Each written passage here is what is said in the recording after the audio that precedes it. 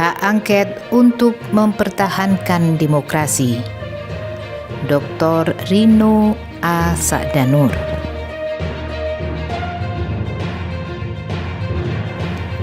Keresahan yang terjadi pada pemilu 2024 bermula di awal periode pertama masa jabatan Presiden Joko Widodo. Sejak itu mulai dirasakan kemunduran demokrasi di Indonesia, di mana pembatasan terhadap kebebasan berpendapat dan kebebasan menyuarakan ketidakpuasan rakyat terhadap rezim. Masyarakat yang menikmati kebebasan di era reformasi setelah lepas dari rezim otoriter Orde Baru kembali dibatasi hak politiknya, sehingga trauma politik Orde Baru kembali menghantui kehidupan berpolitik. Kemerosotan demokrasi terus berlanjut setelah terjadinya rangkaian peristiwa kriminalisasi terhadap para tokoh yang menyuarakan ketidakadilan dan ketimpangan di masyarakat. Eksploitasi kekuasaan yang memihak kepentingan segelintir orang makin terlihat jelas dan ketidakpuasan terhadap rezim makin menampakkan wujudnya. Di lain pihak, pengikut rezim tidak kalah pula pembelaannya. Hasil survei kepuasan menunjukkan rapor biru rezim sehingga mengundang simpati masyarakat. Tapi banyak pihak yang meragukan orisinalitas survei tersebut. Maklum, Jokowi dikenal piawai menciptakan pencitraan. Untuk lebih jauh mendapatkan dukungan masyarakat, rezim menggunakan instrumen bantuan langsung, tunai maupun non-tunai. Penerima bantuan umumnya masyarakat miskin, mendekati 10% jumlah penduduk Indonesia. Ada yang memprediksi angka ini nyaris menyentuh 60%. Lambat tapi pasti, rakyat menggeliat memperjuangkan hak politiknya, yaitu hidup dalam suasana demokrasi bagi bangsa yang besar ini.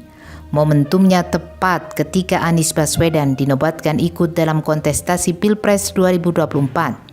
Anies harapan untuk membawa perubahan, keadilan, kesetaraan dan kesejahteraan merupakan pesan yang dibawa Anies sebagai resep memperbaiki keadaan. Selama kontestasi 2024, Presiden Jokowi terang-terangan memihak salah satu paslon. Sejumlah bukti penyalahgunaan kekuasaan dalam pemilu kali ini banyak bermunculan, sehingga masyarakat kecewa terhadap pemilu yang jauh dari jujur dan adil. Hasil quick count merupakan pemicu naiknya suhu politik. Masyarakat terbelah, ada yang pro dan kontra terhadap hitung cepat lembaga survei. Tuduhan bahwa Presiden tidak memperhatikan moral dan etika cukup santer dilontarkan. Tuntutan pemakzulan bermunculan dari segala penjuru. Kredibilitas Presiden sebagai seorang negarawan mulai diragukan. Terbentuknya kelompok pro dan kontra terhadap rezim dikhawatirkan akan memicu konflik horizontal.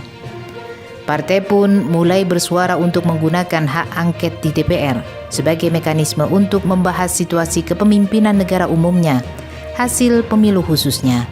Pembahasan di Lembaga Dewan Perwakilan Rakyat tersebut akan menghasilkan keputusan yang legal dan konstitusional, sehingga jalur damai bisa diciptakan untuk menghindari konflik horizontal. Wacana hak angket yang sedang digulirkan merupakan upaya untuk mengembalikan demokrasi di bumi Indonesia. Hasil penggunaan hak angket jelas, yaitu pemakzulan Jokowi dan menolak hasil pemilu 2024 yang syarat kecurangan. Diharapkan wakil rakyat bekerja demi memulihkan demokrasi dan meluruskan kembali moral dan etika politik di Indonesia.